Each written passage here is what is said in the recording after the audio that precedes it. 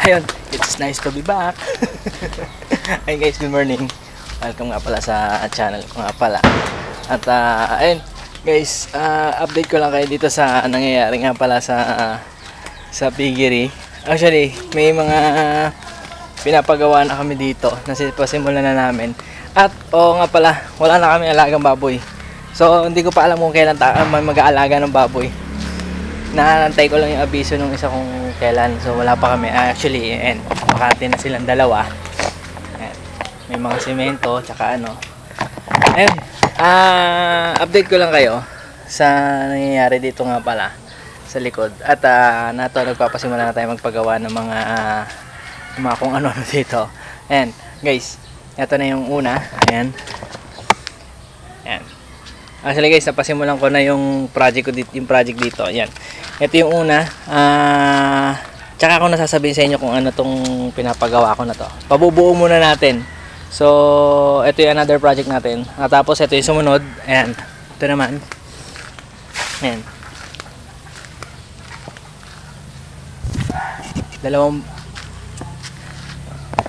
Actually guys, dalawang box siya na pinapagawa.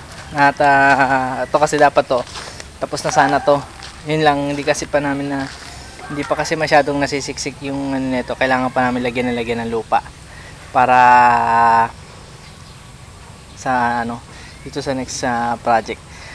Tapos papabubong pa kasi tayo dito.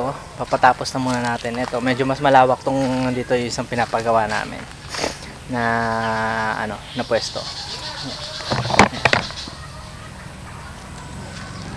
Nagpabungkal na ako ng lupa. Kasi pinalagay ko dito sa kabila at ang hirap maghanap ng dito ng panambak at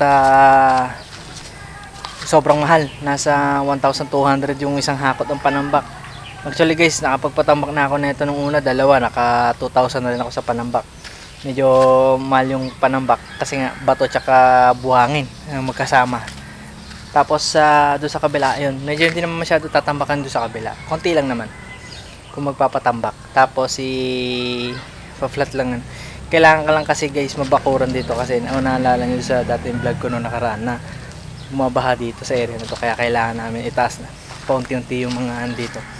Lagyan ng konting maglagay ng hollow blocks para hindi mapasok ang tubig. Yung mga ilalagay namin dito. Kailangan natin lang itaas. Tapos yung piggery, yun guys, update ko lang kayo sa piggery natin. Wala pa tayong alagang baboy. Hindi ko pa alam kung kailan tayo mag-aalaga kasi nga yung mga balita na katulad ng sakit ng ASF. So wala pa kaming idea kung itong October na to mag-aalaga na ba kami or ano ba. So sa ngayon kasi wala pa akong naibibigay na na araw kaya kami mag-aalaga pa ng baboy ulit. Pero mag-aalaga tayo ulit. Sa ngayon hindi pa namin alam kung tapos patatapos muna namin 'yung mga pinagagawa namin dito. Dalawang box kasi to, guys. Puro related, business related lahat to, itong dalawang box na to.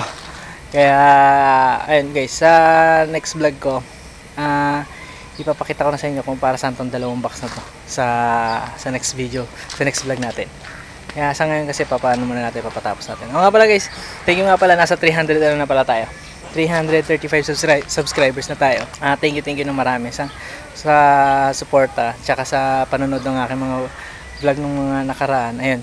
Sobrang thank you talaga sa mga bagong subscribers natin, guys. So guys, yun lang yung update natin na as of now dito sa lugar dito sa pwesto. Kung ano yung pinapagawa natin. Tapos yan, yun lang guys. At see you on my next vlog guys. Huwag nyo kalimutan na i-click yung notification bell para naman updated sa bagong videos.